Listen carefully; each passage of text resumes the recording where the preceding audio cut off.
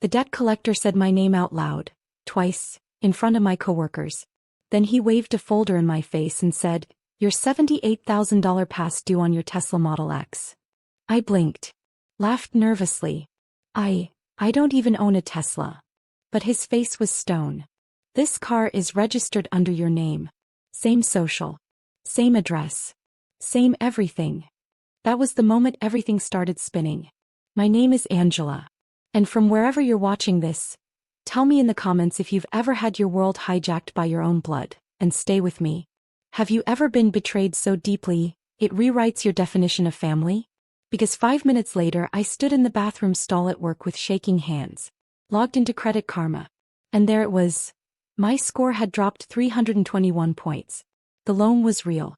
The address was mine. And the signature? It was almost mine. But not quite. She'd even tried to forge it like a child copying cursive off a birthday card. My sister, Danielle. Suddenly the months made sense. The new iPhone. The cryptic big move. The fact that she ghosted me after I co-signed her apartment lease last year. The fact that she changed numbers and never told anyone. The fact that she didn't show up to Grandma's funeral. It was like a thunderstorm opened in my skull. I couldn't breathe. I couldn't cry. But I could feel the fire starting to build behind my ribs. She didn't just ruin my credit. She stole my future, and moved across state lines like it was nothing. And now collectors were chasing me down like a thief. You know what's funny? That exact Thanksgiving she texted my mom. "Miss you. Can I come home this year?" That's when I knew. I wasn't going to fight this in silence. I was going to fight this with evidence. And when the family sat down to say grace and cut turkey, I'd pull out the car keys. And smile. Because justice was on its way. Like a silent siren. Like a soft knock on her front door. Like me finally standing up. To the woman who stole my name. You ever look back and wonder when the switch flipped? Because Danielle wasn't always a snake. We used to be tight. Shared a room growing up, shared secrets, shared everything. She used to braid my hair while we watched Lizzie McGuire. She cried when I left for college. But somewhere between borrow and mine, something broke in her. And I'll tell you when I saw it first. Last year when she begged me to help her get approved for that apartment. Said she just needed a little help because of a job gap. Swore she'd handle the bills. She looked me in the eyes and said, "You're the only one I trust." I signed. Like a fool. 3 months later she stopped paying. The landlord started calling me. Danielle was nowhere. Ghosted like a professional. I paid the remaining balance just to stop the threats. Told myself she was struggling. Told myself she'd apologize. He never did. But the Tesla? That was war. I started pulling receipts. Literally. I logged into every account tied to my name. Found 2 credit cards I didn't open. An AT&T bill I didn't recognize. She wasn't just driving a car in my name. She was living a double life under it. And you want to hear the sickest part? Her Instagram, which she didn't block me from, was full of selfies with captions like, "Manifested my dream car, dizzy nail, Polish medium skin tone, #grateful, #boss life." A dream car she bought with my name. My future. My credit score. And the comments? "Oh my God girl, you deserve this. Big boss moves. You're such an inspiration." I nearly threw my phone across the room. So I called my bank. Froze everything. Then I drove to the police station and filed a fraud report. The officer raised an eyebrow when I said, "Yes, the thief is my sister." But he took my statement.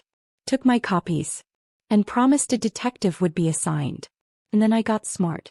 I called the dealership. And pretended to be her. "Hi, this is Danielle. I just wanted to confirm my registration address." The woman read it out without hesitation. It wasn't mine anymore. It was an address in Arizona. She'd moved. She'd started over. While I was being hunted by collectors. That's when I booked a flight. Because I wasn't just going to get justice. I was going to hand her the handcuffs myself. And I'd smile when she asked why. Because some women wear pain like perfume. But I wore mine like war paint. Arizona felt dry. Not just the air but the silence between me and what I was about to do. I landed with a carry-on bag, no smile, no makeup, and one goal. Find her. The address from the dealership wasn't in some gated community like I imagined. It was a dusty townhouse complex with half-dead grass and peeling numbers. I stood across the street with a rental car watching. I wasn't ready to knock. Not yet. So I waited. For 2 days. On the third morning she came out. Danielle. Wearing designer sunglasses, holding a pink Stanley tumbler, sliding into a silver Tesla Model X like she was starring in her own commercial. I could have screamed. I could have run across the street and yanked her out of that seat. But I didn't. I filmed her. I got the license plate, the VIN, the timestamp, the video. Everything. I emailed it all to the detective back home. Subject line: confirmed sighting, fraudulent vehicle in use. Within 2 hours he replied. Angela, this helps. A lot. We've already confirmed the vehicle purchase was done using falsified documents. Because it crossed state lines, we're looping in federal support. There will be a warrant. And still I didn't feel peace. Because Danielle was walking around smiling, sipping iced coffee, living life like she hadn't wrecked mine. That's when the idea hit me. Thanksgiving. 2 weeks away. My mom always hosted. Always. And Danielle had just asked if she could come home this year. I called my mom, asked casually, is she coming? She said she wants to, baby, Mom replied. She misses everyone. Misses everyone. Like she hadn't erased herself from the family group chat, vanished with stolen credit and nearly bankrupted me. So I said, tell her yes. Because I was going to make that turkey dinner unforgettable. But I didn't just sit and wait. I made copies of every document, police reports, credit statements, dealership logs. I bought a sleek little flash drive and put it all in one folder. I kept it on me like a blade. And then I did something petty. Something righteous. I called the Tesla service center and scheduled a routine service appointment. For my vehicle. They didn't question it. Because legally it was mine. Every line of the paperwork said Angela. Danielle just didn't know yet. So when the day came, she showed up to our family home like nothing happened. Like Betrayal wasn't sitting beside her at the table. But I was ready. I wore red. Not because I looked good in it. But because I wanted her to feel the heat. Thanksgiving felt like theater. The turkey, the candles, the laughter. All of it staged. Except I wasn't acting. Danielle waltzed in like a prodigal daughter. Tight dress, lashes thick as secrets, arms wide as she squealed. Angie. Oh my God, look at you. He hugged me. I stood still. And whispered back. Look at you, sis. Living large. She grinned like she thought it was a compliment. It wasn't. He was so comfortable it made my skin crawl. Joking with cousins. Laughing at old stories. And my mom? She was just happy her daughters were under one roof again. If only she knew. But I wasn't going to ruin dinner. Not yet. I wanted Danielle to feel safe first. I waited until dessert. Mom brought out her famous pecan pie. People started loosening belts and kicking off shoes. The lull of food coma was setting in. Perfect. I reached into my coat pocket. Pulled out a small black box. Danielle's eyes widened. Are those car keys? She said. I smiled gently. Yep. They're yours. She blinked. Looked around nervously. A few heads turned. I don't understand, she said, faking confusion. Oh, come on, I said louder now. Don't be shy. The Tesla, Danielle. The one you bought using my credit. My name. My life. Silence. Forks froze in midair. Grandma gasped. Danielle laughed nervously. Angie, what are you? Don't. I cut her off. I reached into my purse and laid the flash drive on the table. Then I slid the police report beside it. Everything's in there, I said coldly. Every account you opened. Every forged signature. Every lie. Mom stood up. Girls, what is this? I looked right at her. Mom, she didn't just disappear. She committed fraud. Over $78,000. I've been hunted by collectors. She destroyed my credit. Danielle's face was red now. Her lips parted but no words came. I held up the keys. Good news though. Tesla says the legal owner can reclaim the car. So I did. I walked around the table, dropped the keys into her pumpkin pie slice. And don't worry. I leaned in. My voice a whisper of thunder. The police will pick it up when they come for you. The room cracked in half. My aunt shrieked. My uncle muttered, Jesus Christ. Grandma whispered a prayer. Danielle? She stood there shaking. Mouth open. Face drained of every drop of fake confidence. I grabbed my coat and walked out the front door. And left the whole house staring at the wreckage she caused. Like ashes from a fire no one saw coming. I thought it would feel like victory. Like justice had finally put her arms around me. But that night, lying in bed at my apartment, I just felt tired. See, the thing they don't tell you about revenge? It doesn't erase the damage. It just stops the bleeding. The next morning my phone blew up. Missed calls from Mom. Voicemails from Danielle. Crying, begging, blaming. Texts from cousins I hadn't heard from in years. Most of them said the same thing. Why didn't you handle this privately? You humiliated her. Family doesn't do that to each other. I wanted to scream. Family doesn't do what? Steal someone's identity? Vanish for a year? Leave them drowning in debt? I didn't answer any of them. Instead, I got dressed and drove to the Tesla service center. When I got there, the receptionist looked up and said, "Oh, Miss Turner? The car's ready." I signed a few forms and walked into the garage bay. There it was. The silver Model X. Clean, charged, and legally mine. The guy handed me the fob like he was passing a crown. "She's all yours." I sat in the driver's seat. Everything was spotless. Except the faint scent of vanilla and guilt. The seats were still adjusted to Danielle's height. The Bluetooth still said Danny's iPhone. I deleted it. Fully. Then I changed the seat settings. The mirrors. The radio. Everything. I needed it to feel like mine. Not stolen. Not borrowed. Mine. That afternoon I went straight to the DMV and transferred the title fully into my name. No drama. No noise. Just bureaucracy doing what family refused to do. Respect boundaries. Later I checked my credit. It was still wrecked. I'd spend years rebuilding it. But I wasn't ashamed anymore. Because now I had proof, to banks, to jobs, to everyone, that I wasn't irresponsible. Just betrayed. By blood. A few days later I got a letter in the mail. From the county. An official court summons. Danielle had been charged with felony identity theft and fraud over $50,000. Her arraignment was scheduled for January. I stared at the paper. No smile. No tears. Just a quiet ache. She'd finally face consequences. But this wasn't the end.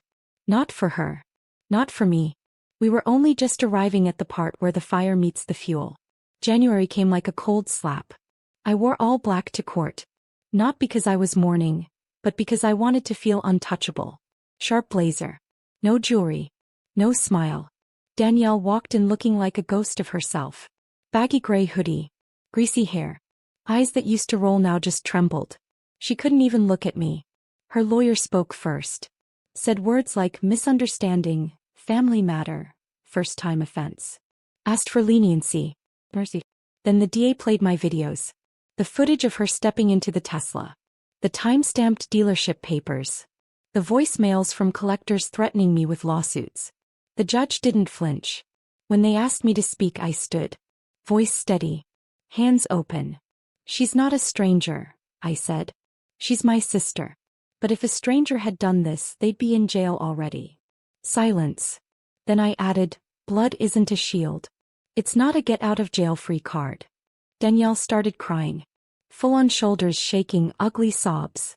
But I didn't move. I'd spent months crying. This was her turn.